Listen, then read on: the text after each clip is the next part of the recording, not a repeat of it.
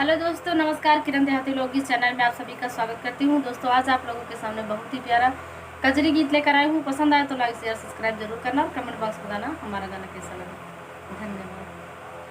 गोरिया खेल न ले तू रे साल सवन बाबा, फिर नैहर सपन बाबा ना।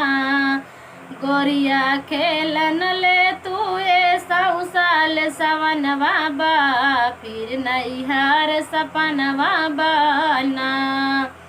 आई है ससुर तोहार लैके डोलिया कहर, आई है ससुर तोहार लैके डोलिया कहर। उनके अगवा पिछवा बरहु रंग बजन बाबा, फिर नैहर सपन बाबा ना। उनके अगवा पिछवा बरहु रंग बजन बाबा, फिर नैहर सपन बाबा ना। गोरिया खेल न ले तू साल सवन बाबा, फिर नैहर सपन बाबा ना।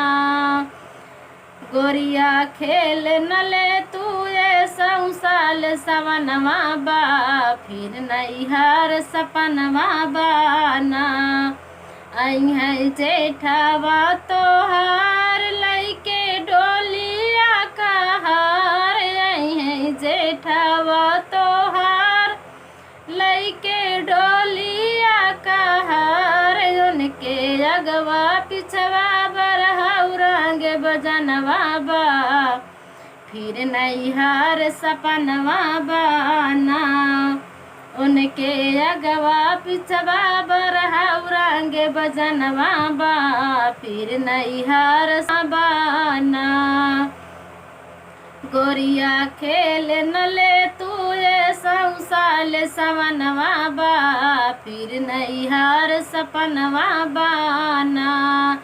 आई है देवरा तोहार लैके डोलिया कहर, आई है देवरा तोहार लैके डोलिया कहर।